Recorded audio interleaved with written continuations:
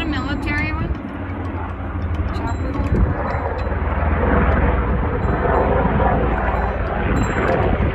Anyways, we've been having strong winds the past few days. This was the worst.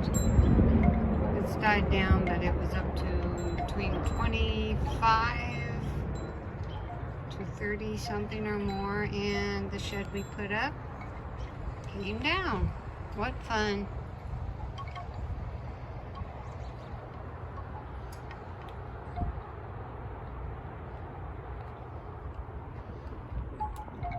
Little birdhouse falling over there. So we're just waiting until the wind goes away and then we'll pick everything up.